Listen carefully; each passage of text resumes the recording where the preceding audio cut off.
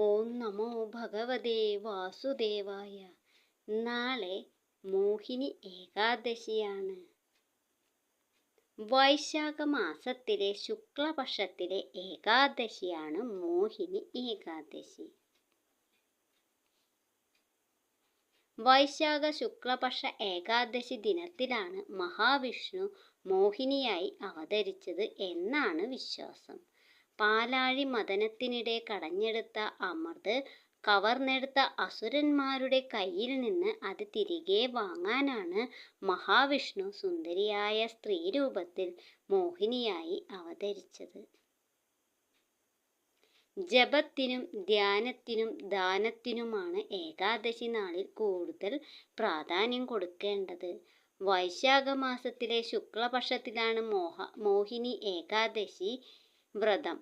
മനുഷ്യനെ സർവ പാപങ്ങളിൽ നിന്നും അകറ്റി വൈകുണ്ഠപ്രാപ്തിക്ക് അർഹനാക്കുന്ന ഒന്നാണ് ഏകാദശി.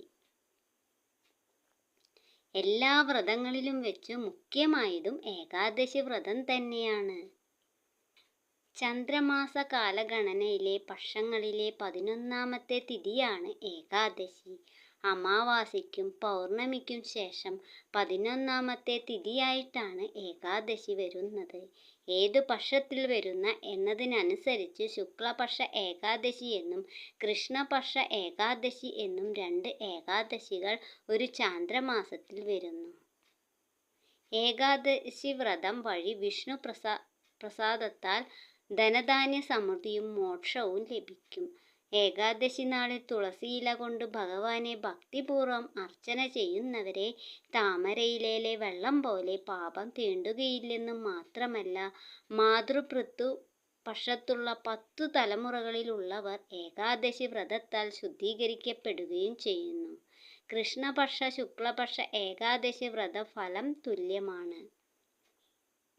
ഏകാദശി വ്രതം അനുഷ്ഠിച്ചാൽ സംസാര സാഗരത്തിൽ മുഴുകിയിരിക്കുന്നവരുടെ പാപങ്ങൾ നശിച്ച് കരകയറുന്നതിനുള്ള ഈശ്വരാനുഗ്രഹം ലഭിക്കും. ആയതിനാൽ സനാതന ധർമ്മത്തിൽ വിശ്വസിക്കുന്ന എല്ലാ ഹൈന്ദവ സഹോദരങ്ങളും തങ്ങളാൽ കഴിയുന്ന രീതിയിൽ വ്രതങ്ങൾ അനുഷ്ഠിച്ച് ഭഗവത് പ്രീതി നേടുമല്ലോ.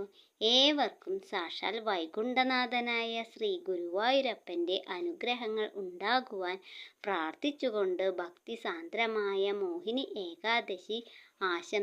ഏകാദശി ആശംസിക്കുന്നു. എല്ലാവരും ഏകാദശി എടുക്കുമല്ലോ. പാരണ വീഴുന്ന സമയം രാവിലെ 5:43 തൊട്ട് 8:21 വരെയാണ്. ഓം നമോ ഭഗവതേ വാസുദേവായ.